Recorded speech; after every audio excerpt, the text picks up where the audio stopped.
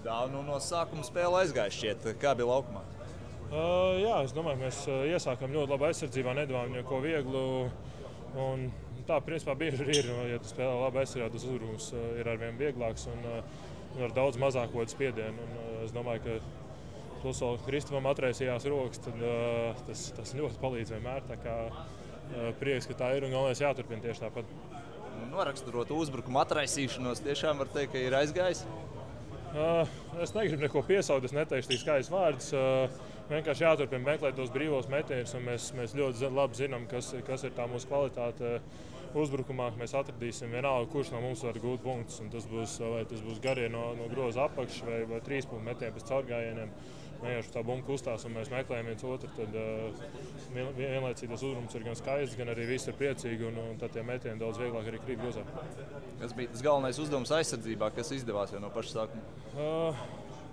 Sākumā vairāk tieši tā ļaut mums pick-and-roll aizsardzībā vairāk 2-2 spēlēt, nepalīdzēt pārāk daudz no kādiem metējiem. Un tad arī ir spēlētāji, kas dod iespēju, no kuriem var vairāk palīdzēt, kā man bija sākumā 4. pozīcijā. Tad tur arī mēģināju ko vairāk palīdzēt, bet principā jā.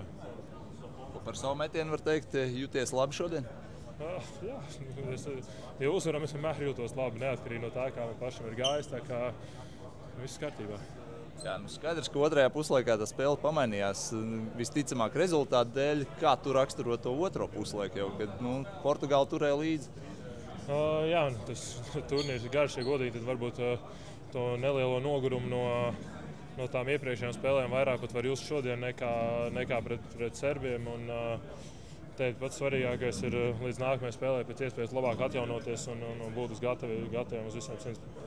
Ar to var raksturot arī to 3-punktnieku un vispār metienu procentu, ka nogāja uz leju otrajā puslaikā? Tā var būt tas var būt liels iemesls, jā, bet vai 100% tā tas ir. Tomēr to bumbu grozā, ja viss varētu iemest, tad mums ļoti daudz būtu profesionāli basketbolisti.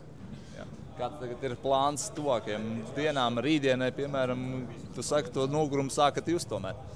Jā, noteikti šodien pēc iespējas labāk izgulēties, atjaunoties, iet pirtiņā un izmasēties. Rīt tieši tāpat svariņi kaut kas tāds un pakustēsimies zālē. Un tas ir labākais veids, kā var atjaunoties. Padalies ar tām savām sajūtām. Iepriekš daudz spēlēja kā 3. numurs, šodien vairāk kā 4. Cik varbūt vispār grūti tev ir pielāgoties regulāri no spēles uz spēli, mainoties tajā lomai? Es domāju, ka tajā veidā, kā es spēlēju basketbolu, es neesmu ne 4. ne 3. numurs. Man ir tāda, savu pozīciju, kas man ir jāizmanto un kas palīdz daudz visiem pārējiem tieši atbrīvoties vairāk, pievērš uzmanību. No uzbrukumā tur baigi nekas nemainās no tā, kurā pozīcijā es spēlēju.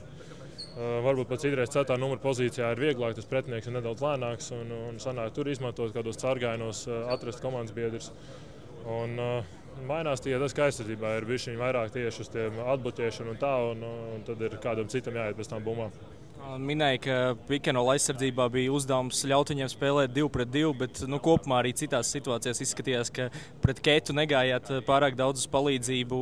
Ar kādu nolūku tas tika darīts? Tāpēc, ka viņš ir Kristupam labi pazīstams un varbūt nav tik supermeistarīgs uzbrukumā kā citi iepriekš NBA garie spēlētāji šajā turnīrā. Es domāju, ka Kristaps tieši spēles sākumā ļoti labi tika galā un mūsu mazie ar tiem pick-and-rolliem viņi tika līdzi.